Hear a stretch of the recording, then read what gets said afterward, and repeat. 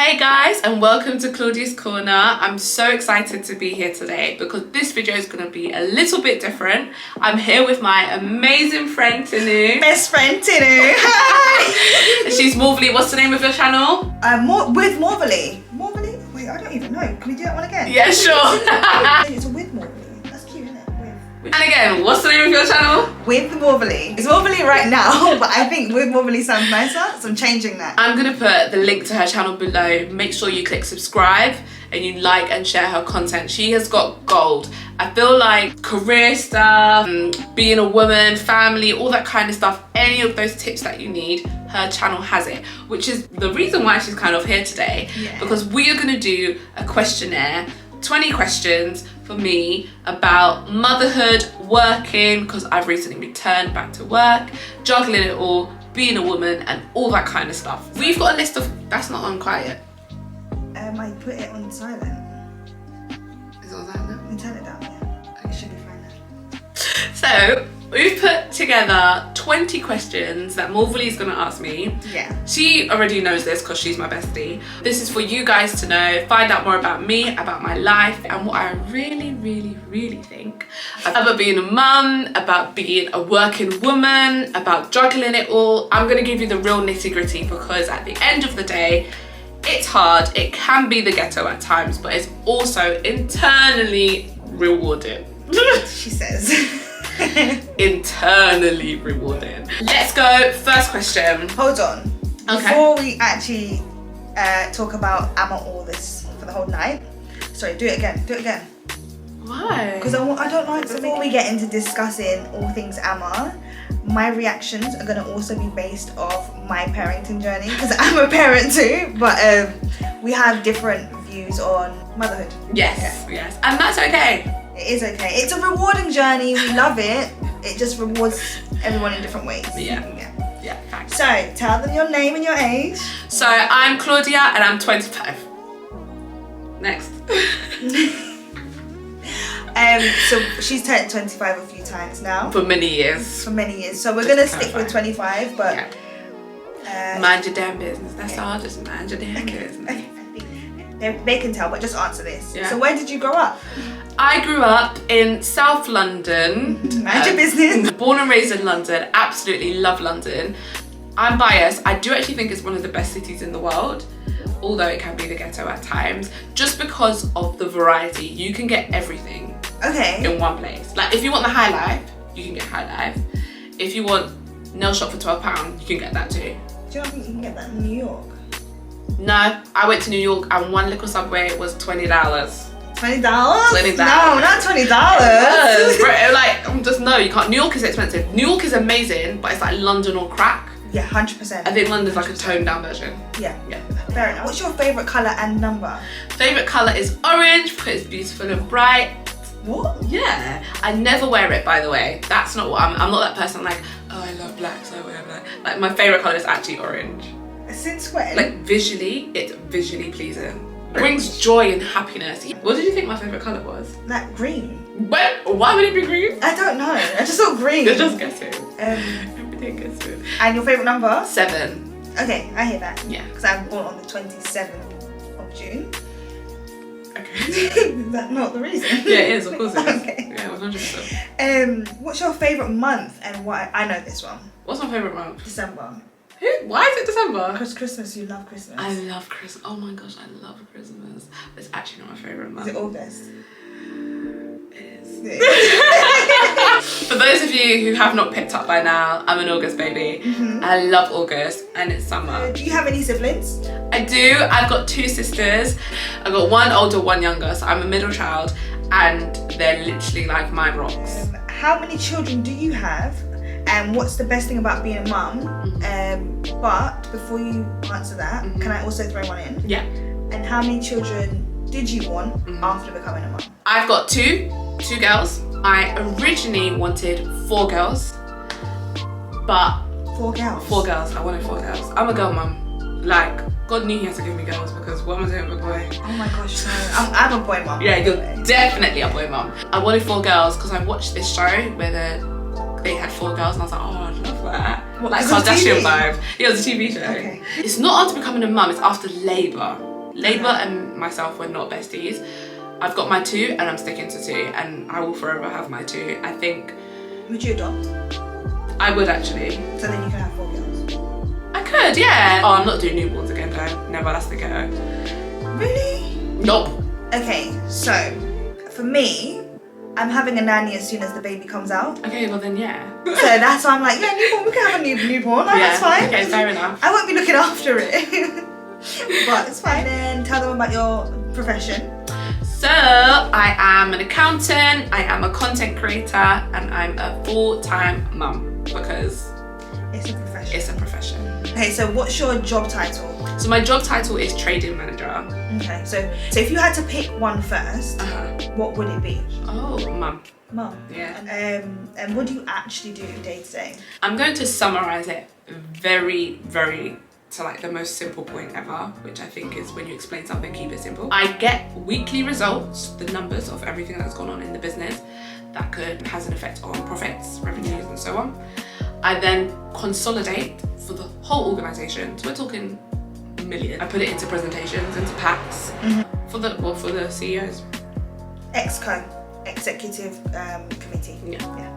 Sweet. And what's the best thing about your roles? Actually, all 3 of your roles. What's the best thing? Being a mum, I have my mini-me's. Everyone wear yellow, we all look cute, like that kind of vibe. Also raising strong, beautiful women that are gonna take over the world. My day-to-day job, I love the fact that it brings together finance and strategy. Because not everybody understands numbers, Exactly. Right? Fair enough. Exactly. So you've been trained to understand what they actually mean. What they mean, the impact it can have on your business, and then also what decisions can you then make from the numbers that I've told you about. Okay. So what's the worst thing about your role? Worst thing about my role? The journey.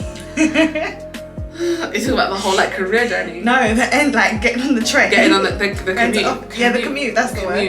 Put everything aside, I actually really love office culture. Me too. Yeah, do I you know really what? do. I love it. I love office culture. it. I'm the first one to put up on Insta, look at my office. If there's something new in the office, I'm the first one to talk about it.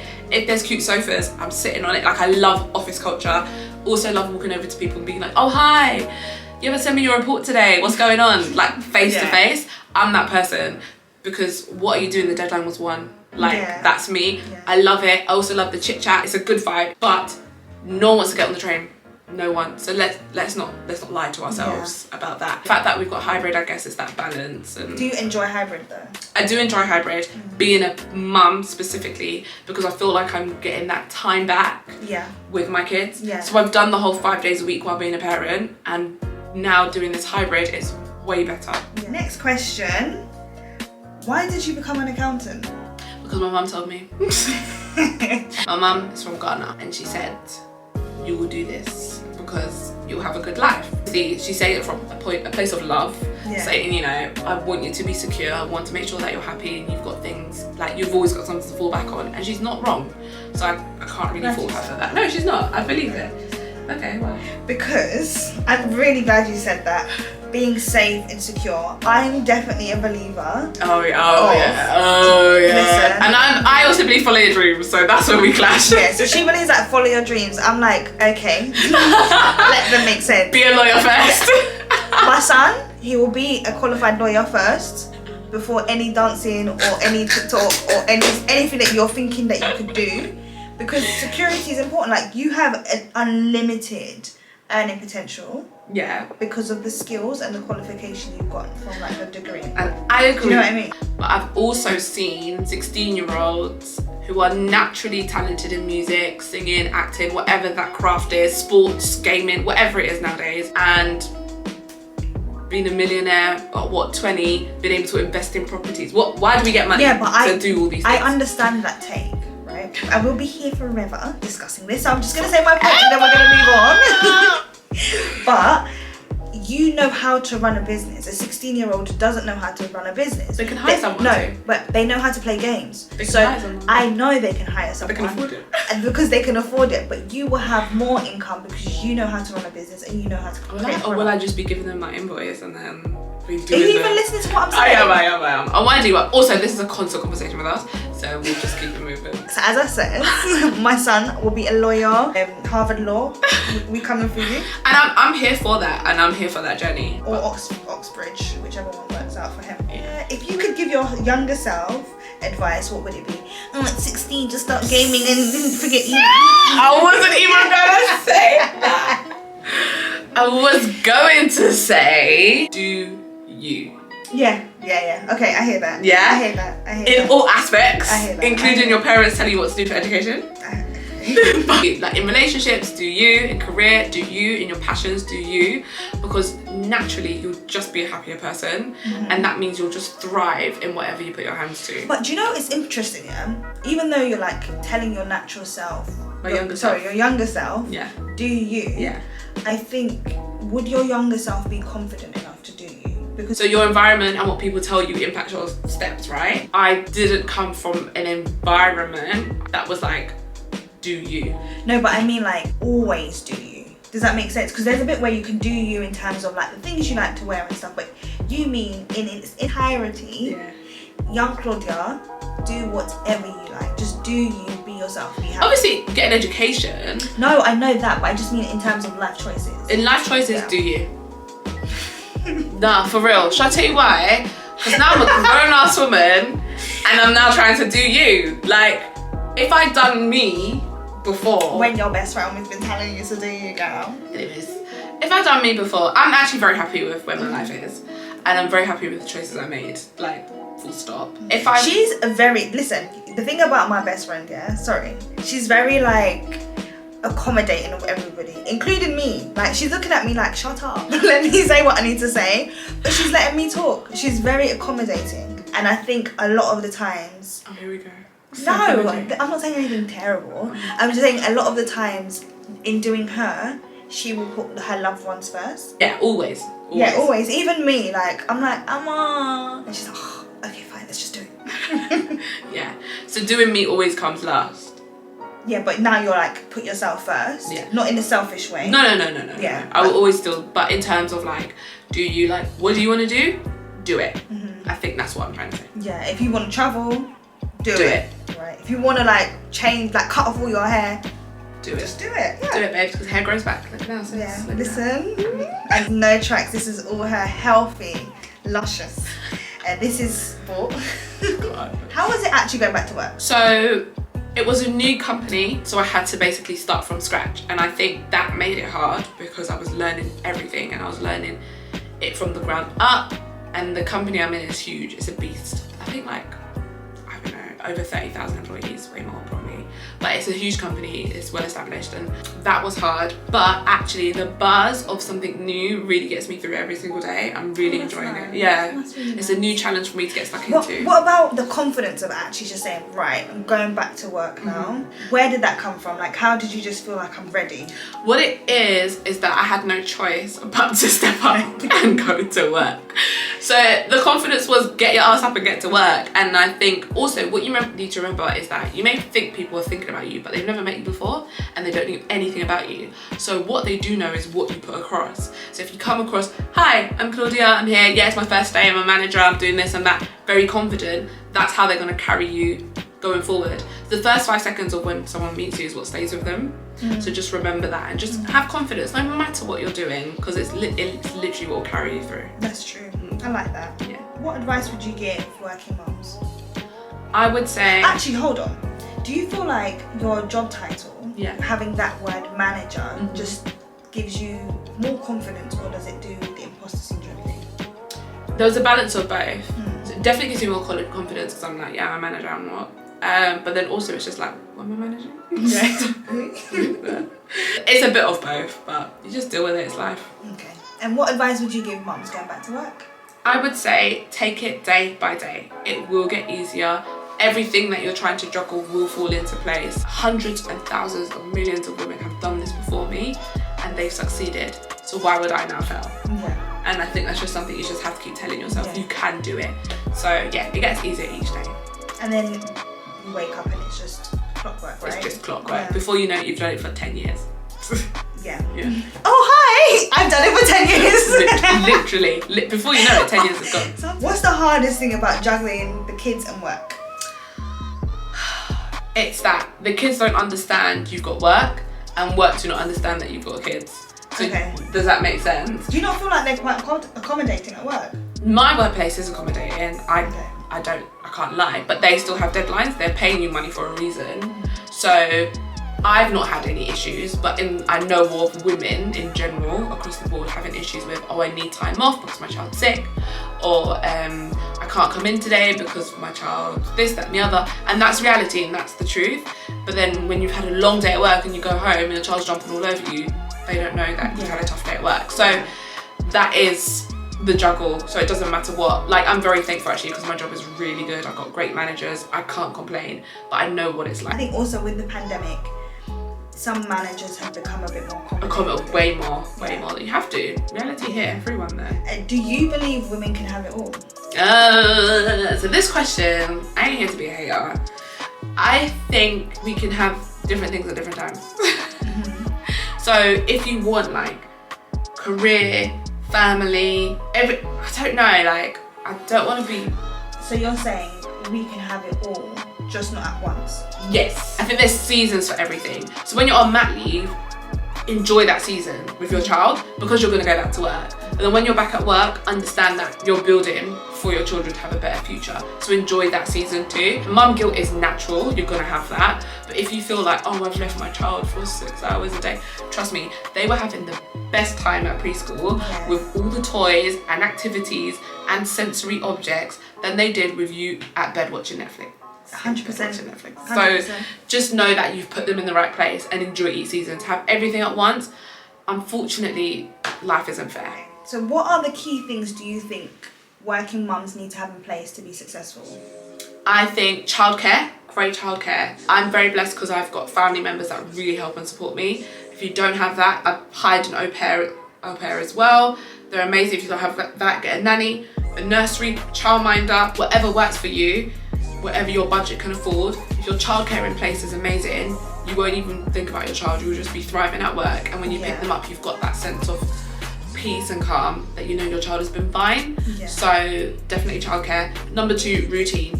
Kids do actually love a routine. Like my kids are in bed 7:30 without a doubt. I aim for 7. Okay, mother of the year, my kids are in bed 7:30. But that's because I done sleep training. I built in a routine before. I was at mum when it's like 10. Everyone's up.